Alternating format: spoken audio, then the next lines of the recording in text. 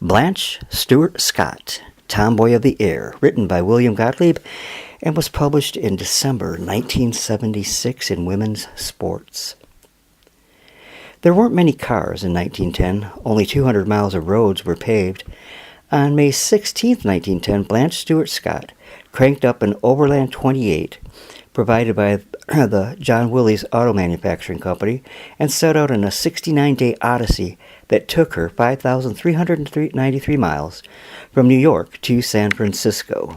Her travels were interrupted by a flat tire, which she changed herself, and a massive traffic jam in Dayton, Ohio. And the crowds which slowed her first woman to drive a cross-country trip were watching a flying exhibition at Wright's Field, and anxious to be on her way, Blanche, known to the public as Betty, scoffed at the idea of men flying. 3 months later, she went to see Glenn H. Curtis, winner of the first international air race in 1909.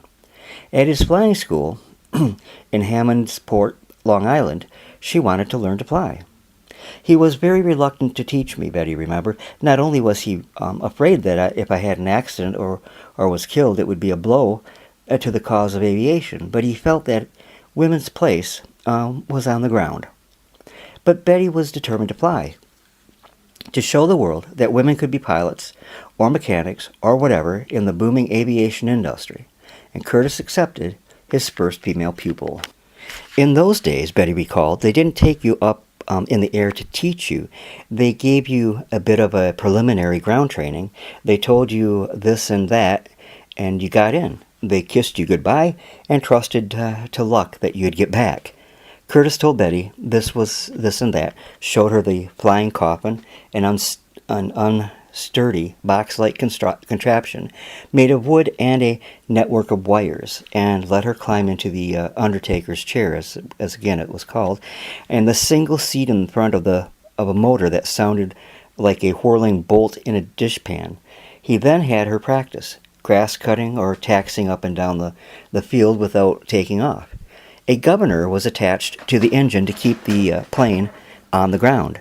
And on her second day, the governor broke as Betty cut grass, and suddenly she found herself 40 feet in the air. She was flying.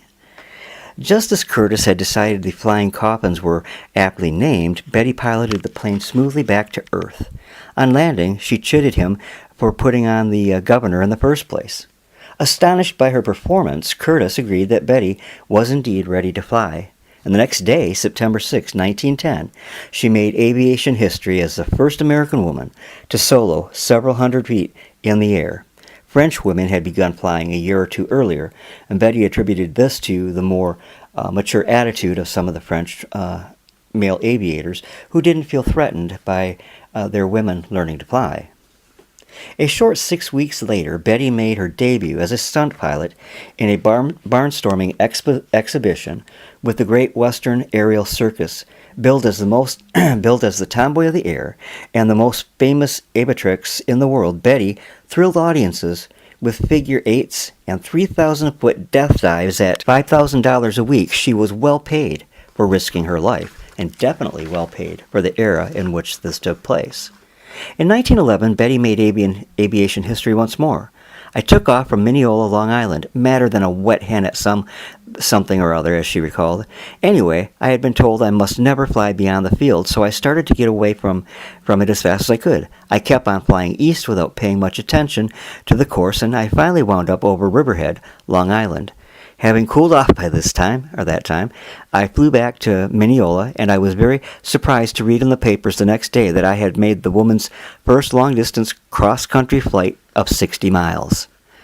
In the summer of 1912, Betty witnessed a tragedy that almost caused her to give up flying.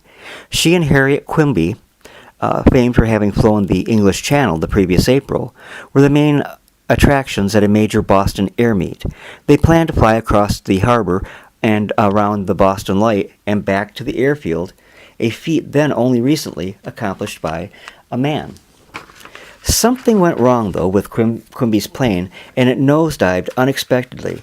Quimby and her passenger were thrown from the plane and plunged to their deaths. Betty, who had seen all this from the air, was so shaken that she had great difficulty trying to land. Twice she circled the field, and made her approach, changed her mind, and went up again. On her third attempt she cut the motor and landed safely. I collapsed from the aggravation of watching my colleague being killed right below me, she said later. People rushed to my plane, lifted me out, and carried me off the field. My first impulse was to quit flying right then and there. But I put the tragedy out of my mind after a few months and went on flying. I was still determined to open doors to jobs for members of my sex. Betty had her own share of crashes and narrow escapes.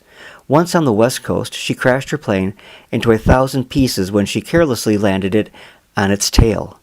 It was all my fault, she admitted. I was in love and I just wasn't concentrating on what I was doing. In 1913, Betty again narrowly averted disaster while stunting 200 feet over Madison, Wisconsin. She gunned the throttle to get more power, and when an engine wire snapped with no engine control and badly in need of power, I had to get down in a hurry, so I managed to plump down in a swamp. She was hauled out with several broken ribs, a broken collarbone and left arm, and a deep throat cut from a rigging wire. Investigation later revealed that some of the wires had been tampered with. Betty speculated that the sabotage was the work of some anti-suffragist nut who couldn't stand my success in flying.